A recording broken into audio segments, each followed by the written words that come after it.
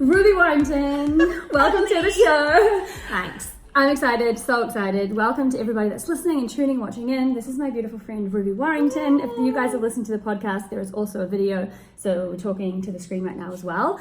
We are here in LA. I'm so excited. We just had a beautiful lunch in the sun at a beautiful Italian restaurant, pretending we were in Europe for a minute. It felt so European. It did. It was even so down delicious. to like the tablecloths and like everything. It was, there was a couple of extra cars that felt a little American. Otherwise, we were in the flow. We were. But we just touched on so many amazing topics, and I want to kind of dive in. But for those of you that have not met this beautiful woman before, we met a couple of years ago at a speaker's. Actually, it was only last year. It's a year and a half ago. Oh my gosh, at a speaker's training, and she is the go-to girl for all things modern day mysticism, astrology. She is an author. She is just a speaker. She's honestly just so magical, and I'm so excited to literally chat about all of the things that you have been up to and all the things that you can support people in. It's going to be a really great chat. So let's just dive straight in. Firstly, you just came off.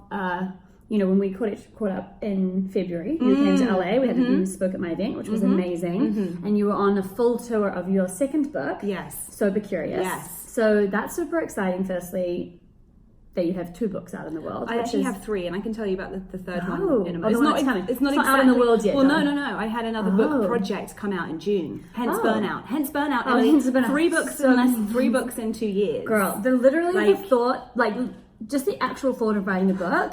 Like everyone says, some people say, I know I've got a book in me. I'm like, oh, the thought of it actually overwhelms me so deeply. It's quite an overwhelming, and it's not just the writing. For me, the part that gets overwhelming is the promotional piece, you know? Yeah, because I love to write. Yeah. Like the writing books, I could write a couple of books a year. Yeah. But it's the promotion piece, which is such a big piece of the puzzle of selling it, particularly when you're working for a publisher. There's a lot of expectation on you to be out doing events, speaking on panels, organizing this, that, like traveling around the country, traveling around the world. Yeah. So that's like a lot of kind of out there energy, and I'm not a very extroverted person. I'm very happy to be kind of like behind the scenes, working on my laptop, in my ideas, like in that kind of creative place. I'm slowly, as you know, we met on Gail's public speaking course. Totally. And the reason I went to do the public speaking course is because I know I have lots to say. Yeah. And I'm slowly finding more confidence and more enjoyment in that space. Yeah. But I'm like so happy behind the scenes. But so when you saw me in February, I think I was 6 weeks into promo for Sober Curious. Promo meaning it being out in the world, because there'd been a couple of months or a month or so beforehand of like writing loads of articles, pre-sale stuff, etc. Yeah. So I was pretty burnt out the last time you saw me. But then the burnout got even worse by the summer. Wait, I haven't learned my lesson yet. Burn me out some more. Burn me out some more. I mean, it's like, really teach me the lesson. I'm getting singed here. Let's just jump into the fire. Maybe I'll be fine. Just jump all the way in. That's so I had, and it was coincidentally, I had a 3rd book project come out. It's not like a book like the other 2. It's called the Numinous Astro Deck. So it's an oracle deck. Oh, amazing. All about how to learn astrology. But there's a 20,000 word book that goes with it, that kind of explains how to use the deck and what the cards are, etc. So that came out June 4th. So much content. Content creation is like, I'm going to say, not my favorite thing. That is it's for what sure. I've always done. My background is but I love journalism. that. So it's kind of, it is what I do. I don't know if you know much about human design, but in human design... That's so funny. I've just started looking into it. I'm a projector. Right. That makes you're such a good coach then. Coach, boss is projector energy. I thought it was because I would have thought, and we'll put some links, by the way, if you can look into human design, but I would have thought I was a generator. Because I just create so much. I was really surprised to find out I was a projector. Very interesting. Yeah, because I just feel like you've created a lot of coaching programs. I know, but I just feel like I'm such a out there going and creating things that to me, and maybe I don't know enough about a generator, but I was surprised. Well, I'm a generator. Are you? So creating content, I get satisfaction if by the end of the day I've made something. If there's actually something physical, tangible. Which for me, because what I love to do is write. If I've written an article, or I've written a really good social media post, or I've written a great newsletter, I'm satisfied by the end of the day, you know? So it makes sense that I did all these book projects because I have tons of stuff in me. Like I said, I could write so many books. But the promotional piece, the kind of out there, talking about it piece, just... it's exhausting. I love this though, because this is so important for us to all understand on a different level, like, and there's so many modalities, right? Even like astrology, which we'll definitely dive into because this is the girl. But it's like, understand, I think it's so important to actually utilize all of the tools or whatever resonates with you to understand yourself at a better capacity, at a deeper level, so that we know how to actually create a life that works for us. Yes, right? Because exactly. it's like, what works for you and what works for me are two different things. Yes. So when we have this model of like, oh, it needs to be this and it needs to be that and I need to go out and do this, that's when we do burnout, or that's when we're not happy with our lives because we haven't created in a way that's truly organic to us. And I think that's really important. I don't believe that burnout is necessarily doing too much. I believe burnout is doing too much of the wrong stuff. Wrong way. Yeah, the wrong way. Yeah. For you. Yeah, totally. Exactly. And overriding multiple cues to do something differently. Yeah. Generally. And also, but I genuinely did just really need a break. So yeah. So we had the book here. So tell us a little bit about because I was talking to you before at lunch, because this new book that we'll dive into as well, because we've kind of just started touching on it, but because it's such an important message. But I was saying, you really like are writing about all these new trends, really, like, because we were just talking at lunch about how burnout has just been, earlier this year, was essentially, what was it? It was like diagnosed as the World Health Organization in May this year recognized burnout officially as a syndrome. So you can look up now, symptoms of burnout, and there are official symptoms, which are things like feeling like just feeling like I can't really be bothered, like not feeling excited about life, just not unable, but at the same time unable to sort of switch off, not feeling like you're having any fun. Like these things are officially part of burnout. But again, it's like, it's actually good. I'm kind of relieved in a way to know that that's there, because I think that we live in a society and a culture that has glamorized and like just working so hard, because it's like a social metric of like success and achievement, and like if you're not doing all of that, then you're not doing enough. And so it's like, and I think this kind of leads us perfectly into what we were talking about at lunch as well, in terms of, and this is about the astrology stuff too, right? I'd love for you to share what we're entering into. There's so many ways talk about this. But it's like redefining, because that's what I've just been through this big journey of myself, really redefining as an achieving-based Capricorn, like what success actually looks like to me, like what it actually means for me to feel successful. And it used to be money and achievement and validation, and now it's like connection, relationships, play, joy, like, and you actually I've reframed what it actually means to be successful. And you were mentioning at lunch that that's actually a thing that's happening astrologically. Absolutely. Do you want to share us a little bit about what that's all about? Well, I'll come on to that. So my last book was called Sober Curious. Yes. And there's so many things to talk about. So my last book was called Sober Curious, and it was really about how getting into all of these mystical, spiritual realms and really bringing all of these tools into my life had shone a light on the fact that I was using alcohol to get a lot of the things that I could get from deepening my spiritual practice. Things like connection, things like inspiration, things like relaxation, things like play, etc.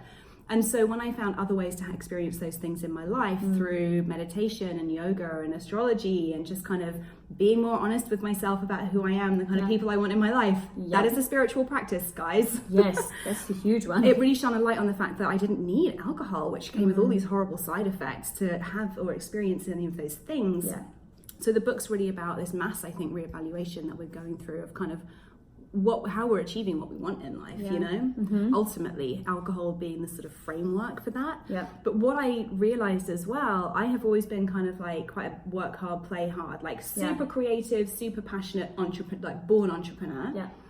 And once I took the play part, i.e. the alcohol, out of my life, what I realized was all there was work. And so I've been literally spending this year... Work hard. Work hard. Oh, it's work hard. Oh, I'm just working hard. That's like a lot of our lives now, whether it's because we have a side hustle on the side of a full-time job, whether it's because we're feeling a pressure to kind of like make our mark in the world, or kind of like to be an entrepreneur. I think there's something interesting as well about this kind of entrepreneurial time that we're moving through. It's partly because we have the tools, but it's like, just because we can create a brand, build a platform, have an online presence, what it is doesn't mean that all of us are built for that, or all of us are going to get enjoyment or life satisfaction from that, and that doesn't mean that that's the only way. I feel like it's being glamorized, like, oh, you're an entrepreneur, like being an entrepreneur is sexy, so people aspire, but it's like, that doesn't mean we're all supposed to do that. Definitely. And it's also really, really, really hard. It is, like Real talk. It's right. amazing. It's amazing. And don't get it twisted that there's like so much to it. And we can all do it in our own different ways as 100%. Well. I think there's no one path. No.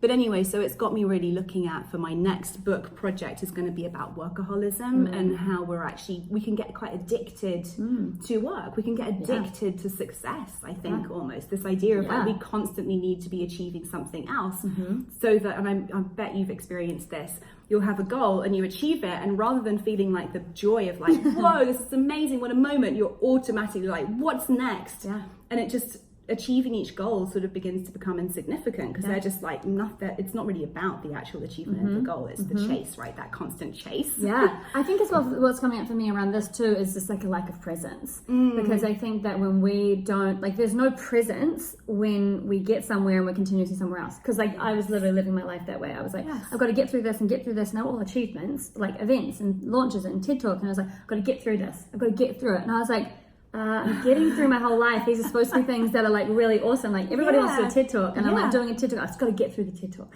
you know. And it's like, that is crazy. When are we ever going to get there? And that was a huge revelation for me, was realizing, oh my God, I'm actually already there. Like I'm already exactly where I thought at one time I would be. It would be like the place. Yeah. But we don't cultivate that presence, and cultivating that is so important, and it's also a challenge. So I love a challenge. Love that you but I relate it to the drinking, because it's like in my drinking days, I'd have a glass of wine, and halfway through I'd be like, this is nice, I'll probably have another one. Yeah. Rather than being like, staying with the, this is nice, this is a nice moment. Yeah. You know? Yeah. Maybe I don't need another one. Maybe what I need is just more like this moment is great, and this is enough. Yes. Rather than thinking, oh great, this feels really nice, let's get shots. That was literally me. Me and my girlfriend went for a like Mexican after dinner last night, and like she was like, I was like, that means because I'm trying, like I mentioned to you at lunch, like I've been in a stage of being a little less sober curious, and I'm getting back into sober curiosity days. But I was saying, oh, but you're going to get a margarita, and if you get a margarita, I'm going to get one. That probably means I'm going to have two, you know? And it's like, why did I even go, you know, exactly? And it's like getting one, and then, so it's just like, oh my gosh. So it's similar. Like we're similar, like this, like, I think, and it's sort of like, it's inbuilt partly because we're humans, we're built to evolve and to grow, and it's absolutely amplified by the kind of culture that we live in. You know, we were talking about how I decided to take a break from my Numinous Instagram account the week that I hit 100,000 Instagram followers, and it wasn't planned, but it was just a really good statement of intent for me actually to say, you know what, 100,000 Instagram followers, that's a goal that has nothing to do with my actual life satisfaction. And I'd had it as a goal for so long, but it was a goal that had been kind of placed on me from outside expectations. It wasn't something I necessarily needed or wanted, or that was actually doing anything for my quote unquote business. Like that wasn't translating to X amount of money coming in every month. And I love that, because I think, again, it's like, I think sometimes, because it's like when someone tells you a lesson and you have to actually go through it to realize that what they said was the truth, right? But it's so true. The more times I guess that we can share this and hear it, I think it's really powerful, because for so many people, myself included at one point, followers was like you know, social media followers and likes and all of this feels like a metric to success, and it feels like once I get to 100k, that must mean something about my life or something about me, and it's like so important and powerful to realize and hear it's so irrelevant. Like it's amazing, and don't pretend it's going to all of a sudden change, and it's, you know, subbing 100,000 followers for whatever that thing is you're striving for, losing 5 kilos, getting the job, getting the relationship, whatever it is, like we can become so habitually trained to just think that this next thing is going to somehow change, and we have to actually be the answer. Exactly. Cultivate. It's like an internal thing. We have to cultivate that without the things. And maybe, and I think something that I've been looking at since I've freed up the space and the energy that I was posting on there to really look at what's really going on with this platform. Like, what am I really creating here?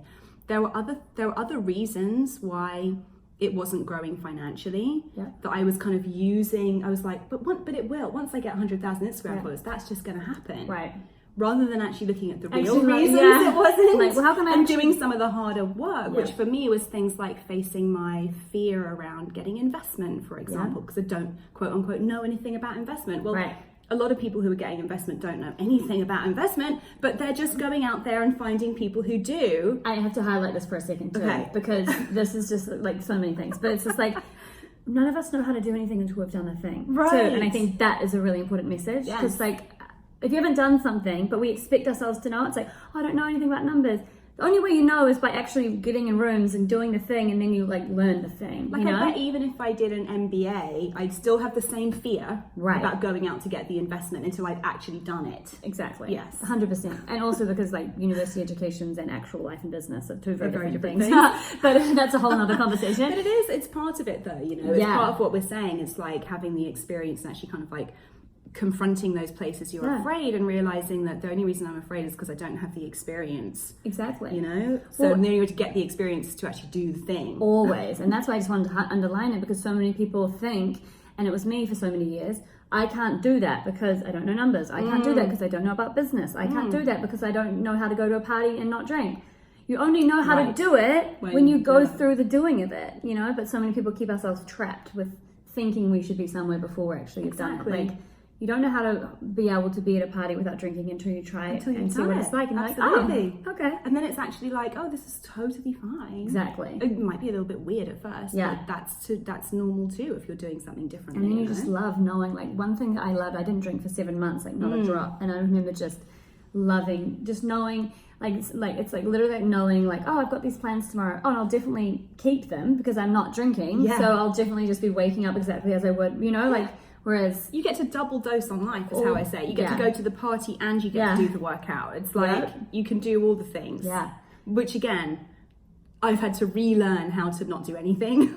Right. Just because you can do all the things. You can do all the things doesn't mean you have to do all the things. Yeah. And so for me, a big part of this year, following, you know, backtracking to when we last saw each other in February, and it was burnout, was like, I've just been taking as much off my plate as I can. Yeah. Anything that doesn't like absolutely essentially need to be there is off. It's been done by you. Yeah, exactly. It's just been like a non-negotiable, and it's felt so good, not only for me and my nervous system and my enthusiasm generally for life, but just, of course, now all these other ideas are starting to percolate, and all these other opportunities are showing up, and I have time and energy to consider expanding again, you know? Yeah. It's been a really great year. But back to the astrology piece, we were talking about how you were sharing that you felt this had been a similar year for a lot of people you've been speaking to, and myself as well. Lots of people just really questioning, like, wait, is what I'm doing actually working? Yeah.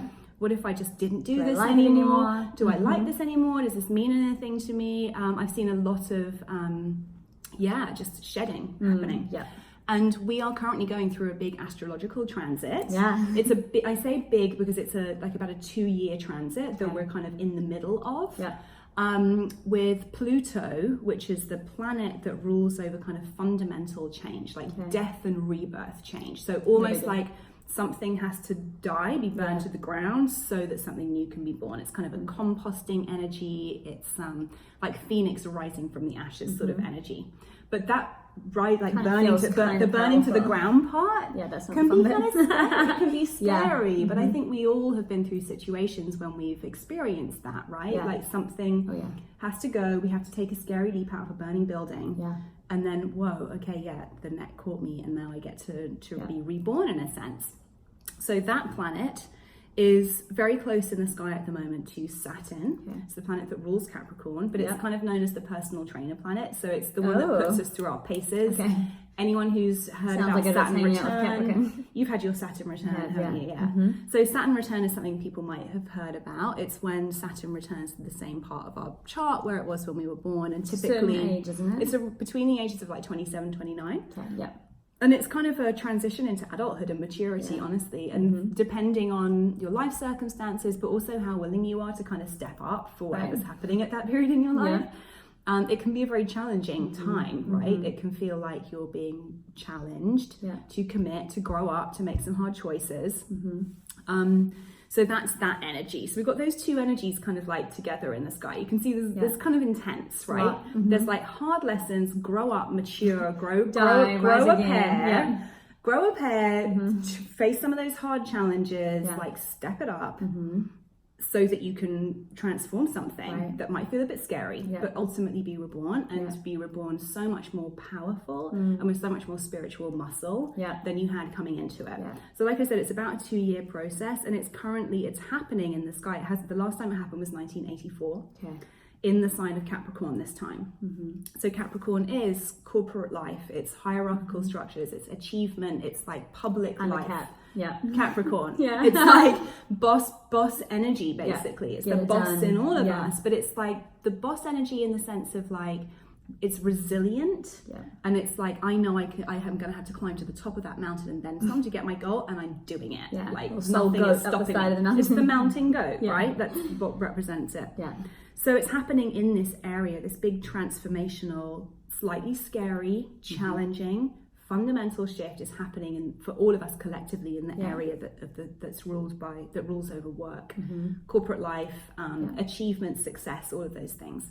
So we're having this big collective reawakening around how we operate. And I think even against, you know, the Capricorn is a sign of the patriarchy, so we can even kind of zoom out and think about what's happening politically now as well, and look at, okay, there's some massive shakeups happening here. It's a very exciting / terrifying moment in history, you know, in terms of what's happening politically, even all around the world. And so this aspect, which is what you call it when there are two planets that are kind of talking to each other, they're making an aspect with each other. So this aspect, which is a conjunction, which is one of the most powerful aspects. I love it, so many things, and I'm just like, which is all in the Numinous Astro deck. Like the Numinous Astro deck is a deck of cards that's designed to kind of like teach you this language and show you how to read a birth chart and find out what house your moon is in. All of that. All the things. Yeah, all those things. I love it. And you'd be able to look at your own chart and see what part of your chart this conjunction is happening as well. So for me, it's happening in the area that rules finance. And my natural gift and my value in the world. So I'm really doing a lot of personal work right now around money and like where my blocks are around money and how I can work with that. Can I quickly underline this just in case anyone's going, I don't really care about astrology, which you shouldn't, but like, I mean, shouldn't be saying that. You should care about astrology. But like, how does that, so for example, just that, when you're talking about that, how does actually understanding and knowing that, like, does that mean that the planets are essentially like forming in a specific way that by paying, like for example, by paying attention to your finances now, you're being a little more supported by the planets to actually do that, right? So it's like, that would be why. So it means because I know that this is happening in my finance area, it means I can be more willing when scary financial things come up. Like I'm about to hire a manager for the first time. And that for me, like I haven't really hired someone on a proper salary. It's always scary. Taking a risk, she's going to bring in work for me. Like this is a risk for me. I was sharing with you before, I've been such a one-woman band. I'm mega capable and energized and I have loads of ideas and I can get a lot of shit done, but I've got as much done as I can on my own. So I'm taking this risk, but it's kind of knowing that the planets are supporting this kind of change. Now's the time. I'm like, I'm going to lean into that fear around this. I'm going to expand beyond the contraction that I might be feeling around doing this, and I'm not going to stay in my old pattern, which would be like, you know what? Why don't I just downsize my expenses instead? No. It's like, this is the opportunity to lean in and actually like change that story. Exactly. So where was it becomes exact in the middle of January. I think it's like January 12th. So the my new birthday's on the year 14th. is a really, wow. And it's in Capricorn. I mean, I'd love to see what degree your sun is at, because then we could look, it might be like on your sun or something, in which case I think you should, well, we could we could work out. Tell me my life plan, what I need to do. Do I need to hide somewhere? No. Okay. But it could be a great time to like, I don't know, launch something. Well, that'll be happening. So. Well, there you go, you know, and just like, but so you can use astrology to look at that as well. I love it. Like, okay, this would be an opportune moment to, if I'm thinking it's going to be sometime in January, well, this day is really well starred. Okay. Oh, good. To make impact or like something. You know? I love this because I think that like this, and it's just about also, I think, finding what resonates with you, right? Like there's so many tools, and it's just about finding the ones that, like, all of the spiritual stuff for me, like astrology, my spiritual practice, clairvoyance, channels, like all of these, like human design, all of these gene keys, like there's so many things. The gene keys I've just been learning about. Oh my gosh, I'm so going to chat with you after this about all the things human design. But it's just like, for me, I feel like it gives me that extra bit of strength, like you said, like that extra bit of courage to lean in those moments, like, because it's so hard. Like life can be really hard. There's so many decisions, there's so many things that we have to do. Hard but scary. Yeah, like, scary. And this is what I find, like these tools for me, like really support me in actually being, and we were talking before about like these leaps that we've taken and we take, and like all of these tools really just support me in being able to do that, like trusting, surrendering, like finding other little elements that can just give me that, even just I'm pulling an angel card and being like, oh, okay, I feel reassured, I feel safe. Like these little tiny things can make such and they have made such a huge difference to the amount of courage that I have to live my life and the amount of safety that I allow myself to feel. And I just want to kind of share that, because I think it's like whatever you guys resonate with, but utilizing these tools to give yourself that extra element in your tool in your toolkit. It's like getting a bit of extra support. And 100%. It's funny, like I grew up in a completely non-religious household, and overall, like generally society is very secular now, right? Yeah. So it's like, I think this is the kind of, people talk about faith, like it gives me faith that things are working out, that I can put myself out there and I'm not going to, the net is going to appear for me. Yes. It's a sense of faith. And I think that's what people used to get, and many people still get from organized religion, right? But those stories didn't ever resonate with me. It's not something I was raised with. So I found my own version of that, I suppose. No, I love it. I just wanted to like highlight that, because it's, once you find something that you really resonate with and it makes sense to you and you come alive with it, it's like, really utilizing that, because we all need it. We all need all of the extra nudges and guidances. How great that we've got the internet. We can all be connected. We can listen to podcasts. We can go to events, etc., etc. But at the same time, it also means there's so much information out there. Yeah. And it can become very easy to be swayed to, oh, well, that's working for her. Or she's doing it that way and it's working out, so I'll just do it like that. Yep. Whereas I use these tools as well to remind myself of what works for me, and to remind myself that that's okay. And it's okay if what works for me doesn't look like anyone else's stuff. Yeah. And just to trust, and again, have faith that my process, when I'm really connected to it, and when I'm not, making excuses and like shying away from the more challenging, difficult moments, then that's my path, it's mine, and it's completely unique, and that's okay. Yeah, no, I love that, because we were talking, before around, and it's similar to even like the 100,000 mark and the projects that we have in our life, because I think that there's one thing, like there's one stage of life, especially in like entrepreneurship, when you're really just trying to get something going and you're just like, oh, this one thing, let me get it, like once it becomes alive, like it's gonna be great. And you're just trying to get something to work, right? And then you get to a stage of your business, and this is what we're talking about at lunch, right? And the same with the Numinous. It's like you get to a stage where it's working and it's good, but you're no longer actually like passionate about it. And in a way, it's kind of like, when you've got nothing to lose, you've got nothing to lose, right? But when you actually have something to lose, it can be hard to, and I mean that in the sense of you've built something and it's working, but you actually have realized that you're no longer actually really aligned and excited by it. Yeah. And that can be really confronting to then decide, you're like, hold on, but this thing is working, so I can't let go of it because it's working. And like, what else would be there? And like, what would I do if it wasn't this? And that next level of like trust and commitment and faith to actually, because I think some people can get trapped in like, okay, I've got the success, so I've got to hang on to this even though I'm not really that in love with it anymore. So I'd love for you to share a little bit about, because I know that I'm just in that space now of transitioning, and obviously this is this whole planetary thing. Like what has supported you in, going, actually finding out what you really love to do, because I know you have, like you've mentioned, you love to help people write book proposals and editing, so we could dive into a little bit of that. But like, what supported you in really like making that jump of releasing something that you actually no longer?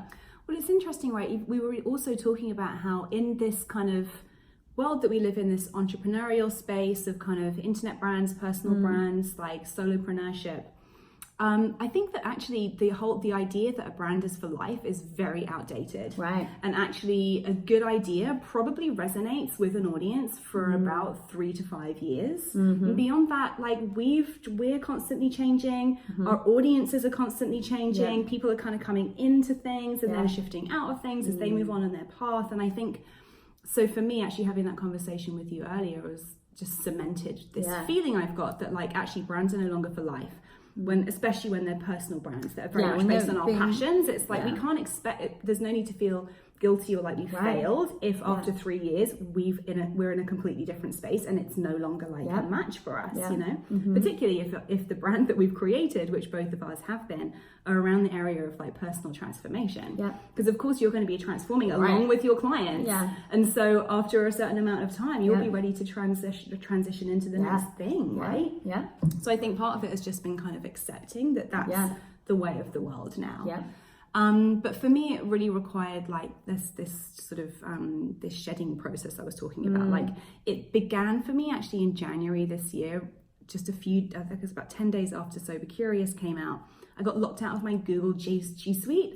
I might have even spoken about this at your event in February. Maybe, but it was a really like major life event for me. No, that's like, that would be a whole thing.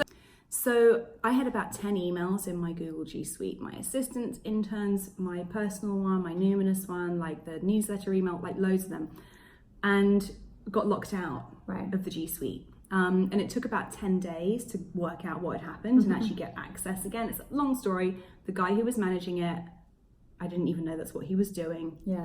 Again, like, I should have, anyway. All the micro lessons we learn. Closed down his company and went AWOL and just was unfindable and didn't have any of my passwords even when I did find him. And of course Google are just like super hot on their security, so they wouldn't let me in. But anyway, finally managed to get back in. And the first 5 days I was freaking out, like my book's just come out. Oh my God. And then I noticed this sense of like just calm began to descend. And I was like, oh, this is very interesting. I'm beholden to nobody now. Like, because I set I set up like another email. I was like, I'm only emailing or messaging or in communication with people I need to be in communication with. And it was so freeing, and it made me realize of how much was in my inbox that I was not excited about. And it even got to the point by the end of it where I was like, I don't even want to get back in there. Can't I just like wipe a clean slate and start again? My friend which was very interesting to me, because I was just like, what does that say about how I feel about these businesses I'm running or these projects that I'm running?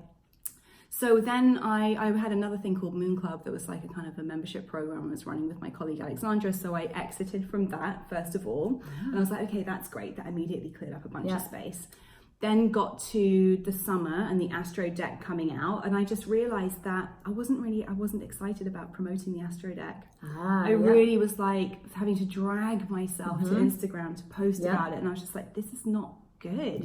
And you know what? This has just come out, and I should be hard on the promo. Peak of the time, but I can't. And I'm just not gonna. And so I decided to take like a hiatus, like an extended break from Numinous, from doing anything on the Instagram, from doing anything on the social media. And it was so liberating. So to your point, like how to reconnect with what I really want to be doing has been literally a hard no and a hard full stop on anything that's not working. Not expecting to like have the next idea to leap right into straight away, but let's create space by removing everything that's not working to the best of my ability, like with, you know. And so that and just creating that space has been really beneficial, because it's given me the headspace and the time, because I think particularly with social media and with newsletters, we can get really caught up in these kind of like posting schedules and communication schedules, and it almost becomes like, you know, it became like a 9 to 5. So this day I'm doing this, and this day I'm doing that. Not having. That's why I've always resisted, because I'm like, I hate having things that must do at a certain time. And it's interesting, I suppose my journalistic background and training meant I was very used to weekly deadlines and certain things happening on certain days. And for me, I guess there was a degree of comfort and security in that, actually, feeling like I did a newsletter today. I've achieved something, even though that newsletter wasn't necessarily giving me anything that I needed. No. So anyway, so just having all of this kind of space has really given me the time to think about a book that I talk about a lot. It's Gay Hendricks' book, The Big Leap. Which is just great. Years ago, and it talks about your zone of genius. And how the more time you can spend in your zone of genius, which is doing things which you and only you can do, because you have a special gift for these things, which we all have a zone of genius. The more successful you will be, like the more you'll be on your path doing the things that are aligned with you, and therefore probably serving at the highest capacity as well, and attracting the most abundance, like as byproducts almost of you doing what you're really good at. And also just literally being, if we talk about the widening of the metric of success, being happier along the entire process because you're doing things you're good at and you enjoy, rather than I absolutely hate to do this, but I don't want to give it away. Exactly. Which is the whole thing. Well, this is bringing me 5K a month, so I can't give that up. Yes. Oh my God. Yes, that one. That one. And this is like, it really, that's huge, because in what we were saying as well is like those little signals, like you just mentioned, like not feeling like you even want to promote something that you just created, and like those things are signals. Like those are little nudges, right? Of like you're no longer really truly in alignment and satisfaction in this area. If there's that hesitation, there's that resistance. Like I'm starting a new business right now, and it's multiple times when I'm speaking to my business partner and like talking about it or thinking about it, I will just get goosebumps, you know? And it's like, right, I'm like, I cannot wait to talk about this. And like, and it comes down to this concept too of like aliveness, you know, and that's really alive for me. Just that concept of making sure that we are, you know, it's kind of like Elizabeth Gilbert talks about that big idea, you know, when it drops in and you get that inspiration and it's alive. That's really like, and this whole podcast is called Answer the Call, right? And so it's about answering that call, which is, for example, the call is the nudge saying, you're not really into this anymore. The call is the little nudge of like, oh my God, I'm getting goosebumps. This thing is so alive. Like I'm being called by life to like make these changes. And I'm such a big believer in that. And listening and being guided by those little calls. And so just kind of underlining that, like, but it does still take courage to listen to them, you know, like, oh, but this works, but I'm no longer like, and we were saying at lunch, if we became like if we wanted to promote things and do work we weren't passionate about, we would be in a job. Like the whole reason to be an entrepreneur is to be doing things that feel alive and feel exciting and you're motivated to do. So if you're not wanting to do that, then it's like torture. Because you're like, and it kind of, you know, this goes so counter to like everything that we hear and learn and have been led to believe is success when it comes to finance. Like I know as well, as soon as I'm doing something for the money primarily, it's got to go. Because for me that's just not a motivator. And maybe that's because, you know, I've had a privileged enough life to not ever have been like really struggling financially. There are certainly times when it's been really difficult, but at the same time, like I'm married to someone who's had a salary, so there's always been a bit of a cushion there. Do you know what I mean? So maybe that's why, but also I think it goes deeper than that. Like for me, it has to be passion first, and it has to be exciting and creatively fulfilling first. But as soon as I'm like, gotta do this for the money, I know that that's like you're like, oh, this is tricky territory, not true. Which often I feel like when you actually do that, like if it's like taking on a client that you're just doing for the money, I feel like it generally ends up being like one of the worst decisions because something happens and you're like, I knew that wasn't really fully resonant, but I did it for that reason, and now I'm paying the price. That's a really good example, right? That's like, am I taking this on just, and for me, it's typically worked out that when I say no to those things, something else that's way more aligned will come in. Maybe not immediately afterwards, but something will come in, which had I taken on those extra jobs for the money, I wouldn't have had time to say yes to.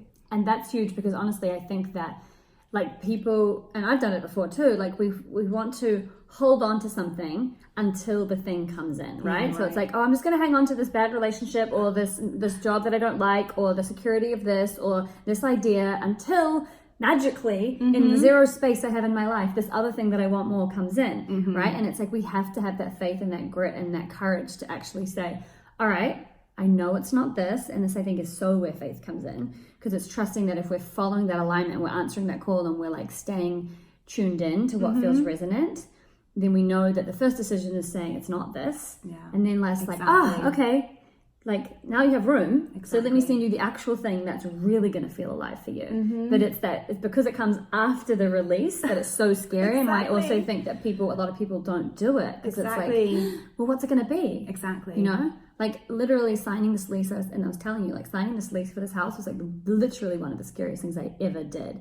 And I wasn't sure how I was going to have the money. I wasn't sure how all of the things. And then it's just like, you make that commitment and you're like, I know I need this. There's something in this that like, I know it is. And like, I've literally got more money than I've had all year at this current moment. And I'm just like, from places I didn't know it was coming from. And it just happens like that. Like it just does, because you have to make that commitment for what really feels alive for you.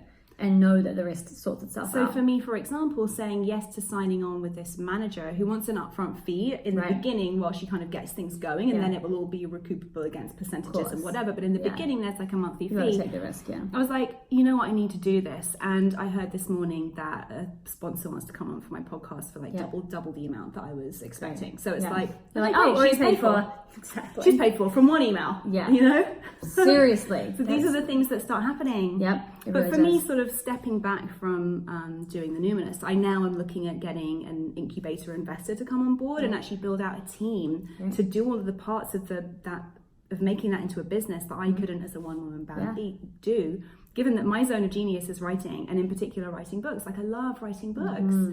I would be so happy doing 2 books a year, but like I shared, like doing all the promotion around it and all the platform building and all the talking about my hologram and I'll write, and then someone else will do that. There we see 2020. Surely that's going to happen. That surely is going to happen. I've heard that hologram like messaging and things is like the next thing. That is a great idea. It's a bit like that Miley Cyrus Black Mirror. Have you seen the Miley Cyrus Black Mirror? I haven't seen it. Okay, so there's a hologram kind of performer of her who goes and does the stage shows. See? You can just be That's at home. what I need. But anyway, first. what I realized, the inspiration that came in this break was like, oh, I can write books for other people or help other people write their books. I can still be in my zone of genius. It doesn't mean that I have to be publishing all these books as Ruby Warrington. I can still be using that skill that lights me up more than anything else to help other people write books. I love that. So I've been speaking to people about that, and these sorts of, like, people are coming from all over the place, and I'm so excited about doing this kind of work with people, you know? I love that too, because again, it's like without the space, without when we're just trying to kind of push through and do it this way, we don't have that like high level view of like having that drop in and go, oh, I don't actually have to write all these books, but I can still use that skill set in this more creative way over here and support all these other people. It's like, we can't think it until we have the space for that to drop through. And to me, it feels so expansive as well. It's like, how many different voices and messages can I help with a platform to now, which is what I always wanted to do with the Numinous. Well, and also because you're a journalist. And that's what exactly. Yeah. So everything's starting to line up. But again, I'm being very wary anytime there's an instinct to kind of like overschedule myself or say yes to too many things. Like on this trip to LA, typically I would have had about 4 meetings a day. Like minimally. It makes me want to like... Right? Yeah. This time like 2. 2 max. Okay, I'm also seeing someone tonight because this guy messaged me this morning about doing a book. And so I'm like, okay, we can have a tea. But like I've just really... Like yesterday I saw no one. And part of me was like, you're in LA. You could be seeing so-and-so. You could be doing this. And I'm like, no, I just You should be achieving so much. I just need to go for a run on the beach, and I just need to be in this gorgeous apartment, and I just need to get some delicious food, and that's it. And watch the Harvey Weinstein documentary. Oh my God. Oh, is that good? I started watching it the other day, but I haven't finished it. But it's a whole other thing. That's a whole other topic. It actually dovetails, because there's a point at the end, and there's a guy talking about... You're not going to do a spoiler, are you?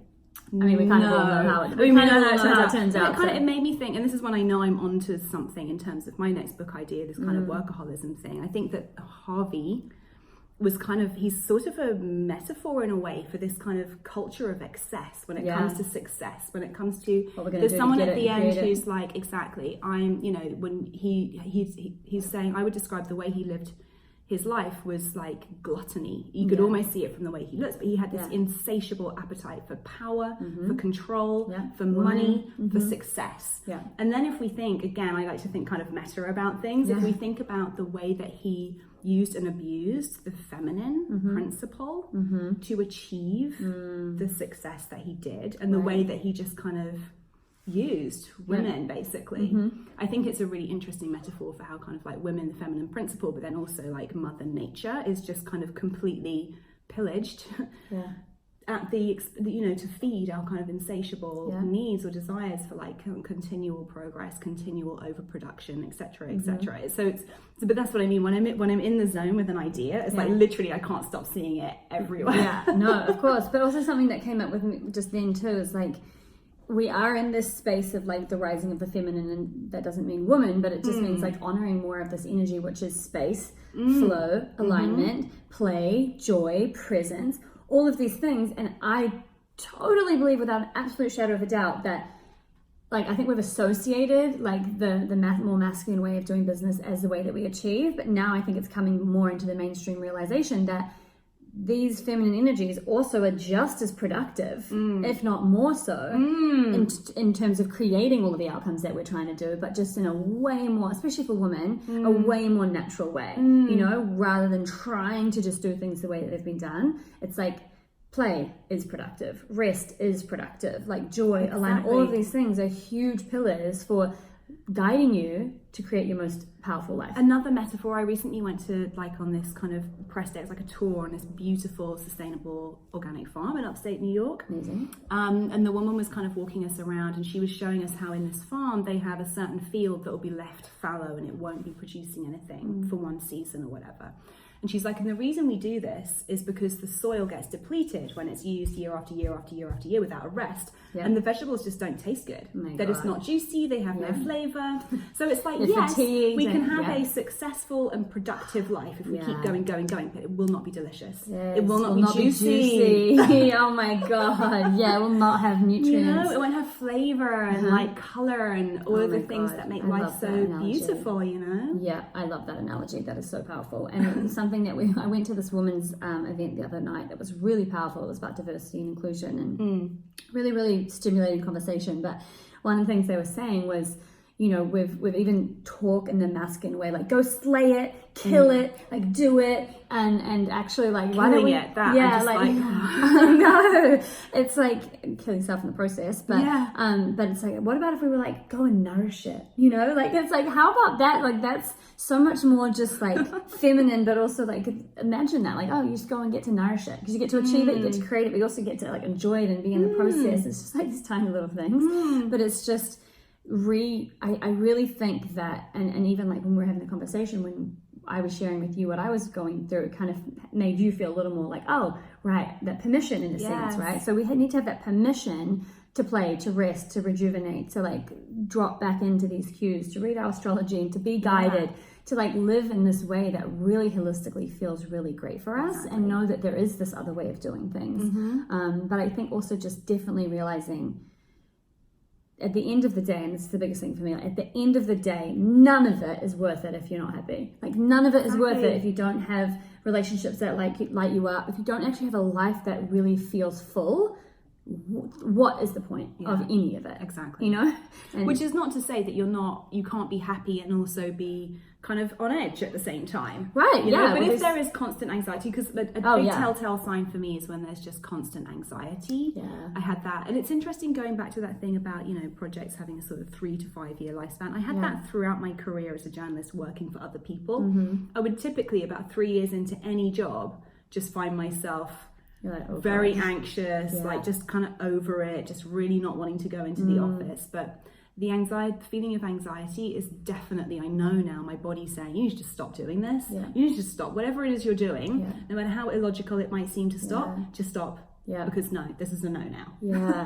I know. And then that's one thing that I've realized too, is just like the wisdom of the body. Like all of those signals, like that is answering a call too. Like, oh, that like my body, like you said, definitely still having things on edge. Like I've got a lot of projects going on right now and it's stimulating and it's exciting and it's a lot, and it's like sometimes there's like a moments, and that's like fine too, but it's like I think if we're living there chronically and like we don't have those breaks and we don't have the rest, so like I never work on weekends anymore, like I like all those little things that like at the beginning I just used to work all the time, but like having those stops and those rests and working out, like your body is so wise, like when your body is tired, like it's I really like it's such a house of wisdom, and we just think we can push through and just keep doing it because mentally we say, oh, I need to create this thing or do this thing, and it's knowing that like all of our bodies just are so wise, and we get to just tune in and actually like make adjustments based off of that as a pillar of wisdom too. Totally. You know, so we don't get to burn out. Like Instagram, to come back to social media, it's kind of like that constant never-ending scroll. It can really create a sense of just like there's not enough time, like there's just no time, I just need to get in there, I just need to be like keeping up with it. No, we've got so much more time than we allow ourselves. You know, it's like the whole idea, and I know this is something that does get spoken about, I guess, but like the whole idea of an overnight success just being like a complete like illusion. Seriously, no, it doesn't happen. No, and it can take years to get an idea off the ground. It can take, you know, when Sober Curious came out, and it's been a big hit. and it took me a year to write it, which is really quick. But I was like living it for 8 years before that. Exactly. You know? Yeah. It's like, I couldn't have just written that book like, oh yeah, here's a book, let's just get it out there. No, this is like 8 years of life experience that went into that, you know? Yeah, no, totally. Like we're setting up a non-profit right now, and one of the co-founders of that said the other day, we're talking, and like she's had the idea for this non-profit essentially for like 9 years or something, and it's like just since we like kind of started to really put it in motion, it's like moved, because sometimes other things need to line up before it's time for that thing. So it's like, again, I'm a big believer too in like seeing what doors are opening and seeing what are closing, and it's just, again, being in that communion with life and seeing what's really showing up for you, like what's showing up in your body, what's showing up in your space, what opportunities are being created, what really doesn't feel like it's moving, and just like learning to really take those cues so you can actually work with the flow, like what is actually unfolding. Like same with this house, right? Like I was saying, like in LA, like you don't likely even get the house, let alone, you know, just the whole way it worked out, and it's like, oh, that's flowing, like that's just happening, and I'm not really even moving it. And when we have ideas and we chase things with that aliveness and have that courage to really do that, life just flows so much easier. So I think that's just a really big thing. And then we don't get into those moments of just like full burnout because we're not pushing against, you know, and again, it's funny, it's like, you know, this is the kind of thing I've heard so many times over the past few years, but it's only been actually living it. Oh yeah, oh my god, and actually going through the motions. So you guys will probably have to burn out first before you listen to I've actually. Well, it took me getting to burnout to be almost forced into taking a break. Same. Next time, I'm gonna know. I'm gonna see it coming. I'm not gonna take myself to that place, 100%. And I'm gonna make it happen so much faster. Again, thinking that we have so much time. However, I don't necessarily be wanting to spend all that time kind of like on stalling on something and trying to get the engine going again on something that's just stopped, that's just ended, you know? I'd much rather spend my time exploring options and playing in the sea and like having fun, you know, while waiting for the next thing to come in. Yeah. Oh my gosh. No, and it's just like everybody gets to just live a life that feels really great for them, and that's the big moral of the story too, I feel like, is it's going to look differently to everybody. Like some is a lot of alone time, some is a lot of connection time, some is a lot of time in nature, some is a lot of time working. Like it's just about really tuning into what feels relevant for you as much as you can, based on how much programming we're always getting, but really having that courage to do that, because once you realize that you're already there and you've already created so much and you get to decide what you want moving forward, from that place you create differently, because you're not creating to fill the gap or fill the void or keep achieving. Maybe you want to have a friggin' tiny house off the grid in the middle of a farm. Like once you really get still enough to realize that's actually what would make me happy, go do that, you know. Like a success is different for everybody, and I think you always have to have the courage to really listen. And it brings me back a bit to the sober curious conversation, because one of the reasons I'm such an advocate for living substance free, hangover free, is that it's only for me, like those feelings can be so subtle, and they're feelings that happen in my body. And if there's a substance in there that's changing the way I feel, or if I'm using anything, whether it's alcohol, whether it's marijuana, whether it's whatever, to kind of like manipulate the way I'm feeling, whether it's just being hungover and having that toxic load in my system, I can't, my body is like a finely tuned instrument, and I can't hear it properly if there's other stuff in there. So for me, like, you know, the reason I did another podcast about recovery specifically on this, but I was talking about how I'm not pro or anti-alcohol. No. I am pro clarity though. And for me, living the kind of life that I do, where I do want to be in this like super creative, lit up existence where I can really be of service and really contribute something. Like to me, that means I need to be super sensitized to all of these things that we're talking about. And I just can't do that with alcohol in my system. But then again, that's me. Right, totally. But I mean, it can be different. People have different tolerances and interact with things in different ways. But alcohol is an anesthetic. It's a numbing substance ultimately. So if we're using it to numb anything, we're numbing everything. We're numbing everything. Yeah, basically. Yeah, and it's just about finding what feels right for you. But it's like, you know, I think to be, you know, it takes like I had 2 margaritas last night. I'm a little tired today. You know what I mean? So I am a little behind the ball because of that, you know. So it's like, it's just choosing and knowing that there's going to be that impact and deciding like, cool, if you really want to be a high performer, there's certain things that need to have their place, but. And this is not to say, like I often say, like when I'm, in my 50s and I'm in my ranch in Ohio, whatever it is. Oh, yeah. Whatever it is. Yeah. That's just one idea. Yeah. A glass of biodynamic red wine occasionally. Yeah, hell, why not? But like at this point that I'm in now, and I was sharing with you, it's been a big transitional year with me thinking about whether I want to move back to the UK, how I'm going to have a career as an author, when all of the messaging I hear from the outside is, you can't make money writing books. That's literally the mantra. You can't make money writing books. And I'm like, I'm going to show you that I can. It just might not all be my books. Right, but that's answering the call, still just like listening. So while I'm in this period of kind of really solidifying what's the next stage going to be, I just need complete clarity. Yeah, I love that.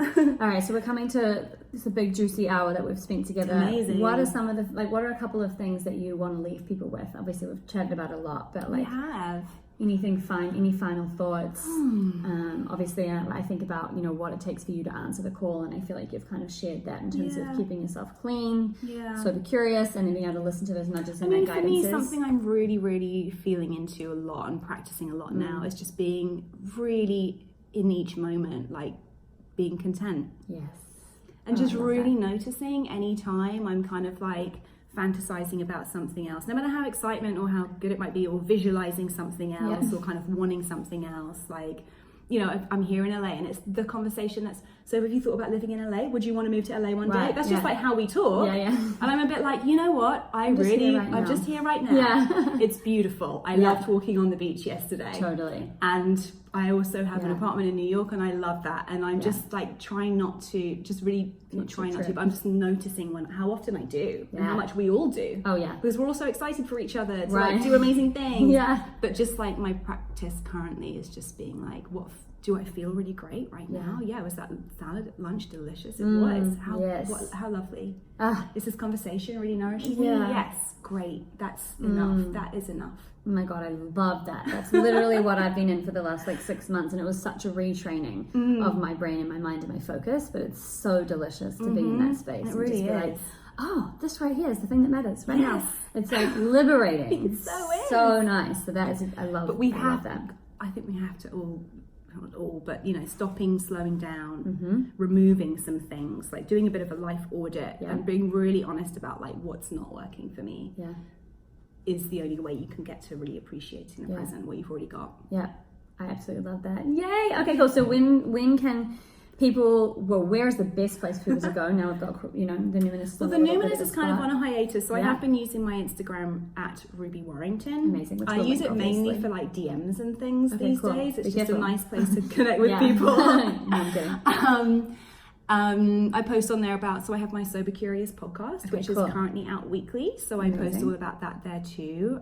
I will be restarting my newsletter, probably just monthly from October onwards. Great. So you can sign up for that on the Instagram. Amazing. Yeah. And stay tuned for the next book, all about workaholism and how to just also work hard and also play hard. Yeah. Rather than just work hard. Yeah. Okay, amazing. So good to have you here. I love you. Thank you. It's been great. All right, we'll see you guys soon.